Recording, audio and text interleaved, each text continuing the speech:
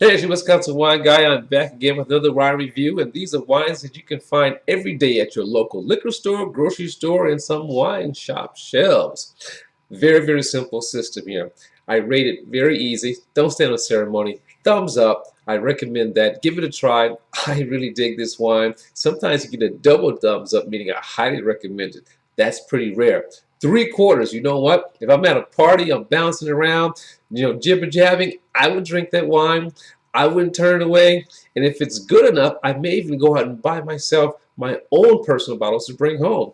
Halfway, not so much for me. But you know what? You give it a try, and let us all know what you think. This is just my palate. Thumbs down? Well, I'm not going to even go any further. Thumbs down. It's out of here. Now let's get to today's show. This is going to be very interesting. For those who didn't know, once upon a time I owned a wine shop. In fact, that was the first wine shop in my community. Go figure. But this wine was introduced to me probably in 2008, I want to say. And let's just get straight to it. Evolution.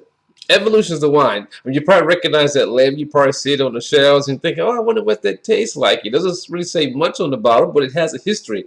So Evolution is a wine that's produced by the wine family Sokol-Bolser. Let me get that right. Sokol-Blosser. Okay, so been around since 1971. Second generation is making wine now. So Evolution is a wine that came out in 1998. Now this is non-vintage, so I'll give you some clues on that shortly. But this is non-vintage. So in 2008, I was introduced to this wine, and it was delicious. But I didn't buy it because it was sold every place else. You know how that goes in the wine business. You don't want to sell what everyone else is selling. You want to introduce your palate to something new and different. But it was a good wine, and we're going to see if it stood the test of time. So let's get some clues here. New label, number 9 used to be on the front. Lucky number 9 was on the front. Now it's on the back. So Evolution, lucky number 9, people say it has to do with like 9 grapes in the blend. But you know what? I couldn't find, no history of 9 grapes. A lot of different grapes, but never 9 grapes. More like 8. But there probably was a 9 grape version in the original version. So here's a clue. So it has here, right here on the bottom, E23. Okay. Here's what that means. Now, it was first produced in 1998. I was introduced to it in 2008. That's about 10 years. So we're now in 2021. So although this is non-vintage wine, they keep track of the releases every year. So this is 23. Technically, there may be some 2021 wines out there, but not likely. If it's coming from the southern hemisphere, maybe. But 23 could be released in 2020, but this is the latest edition, lucky number 9, edition number 23. So we're looking at 12% alcohol and 9 grapes. I had to write these grapes down, okay? 9 grapes in this blend. Pinot Gris, Müller-Thurgau. For those who don't know, Müller-Thurgau is a grape that's produced out of Switzerland. All right? Chardonnay, Muscat Canelli, early Muscat.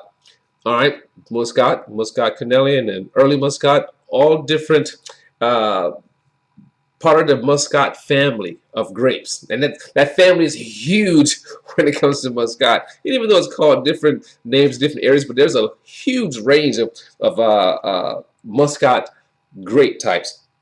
Gewürztraminer, Semillon, and Riesling. 8 grapes in this blend. 8 grapes going to contribute something unique, something different. Screw cap, no barrel aging here. Yeah, I don't stand on ceremony. When I say a screw cap, it doesn't bother me. If the wine is bad, then I got problems. Oh, I can smell that. Freshly open.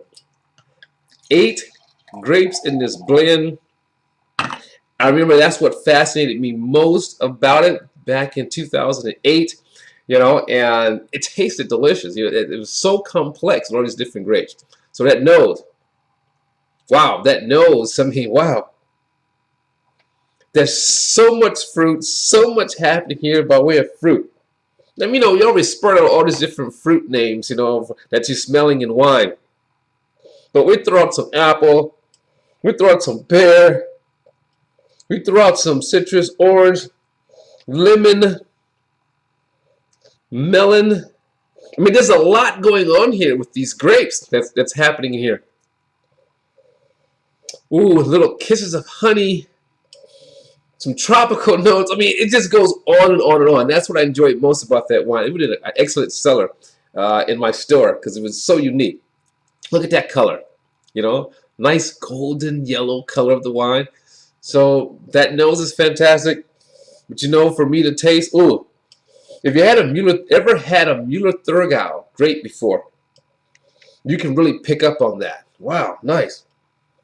All right, now taste, rinse, acidity. No acidity, no play. That's like an automatic downgrade of no acidity. Here we go.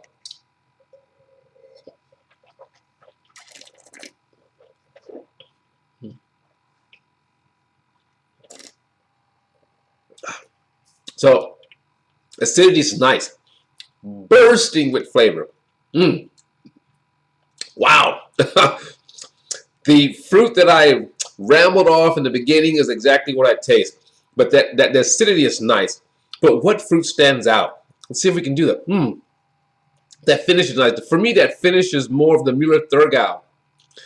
And that mid palate is more of the Gewürztraminer.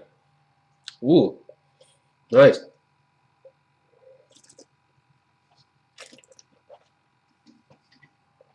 Ooh, crisp, clean, not overly sweet. In fact, it's more fruity than sweet. So if you're a sweet wine drinker, you know, a wine drinker who likes a little bit more sugar in their wine, you may dig this depending on what scale of that sweetness you're gonna be at, you know. But you may dig this, you know. But definitely gonna be nice. I think it'd make an excellent, you know, Easter wine and definitely a summer wine. So yeah, I mentioned this is out of Oregon. Okay, so a little more for my palate. It's a little more dry than it is sweet. A little more fruit flavor than it is sweet sugar.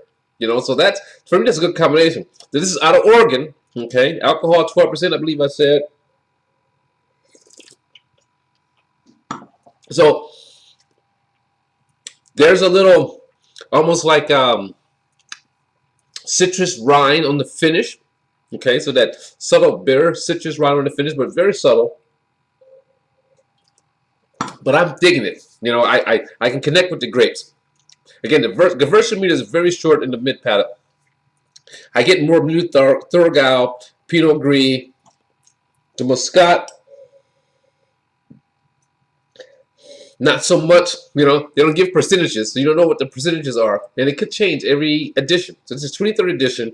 Let's just get straight to it. The Wisconsin Wine Guy for the Evolution Wine, number 9, edition 23, 8 grape blend.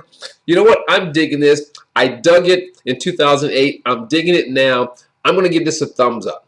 You know, in fact, I will say this. It's not as sweet as what I recall.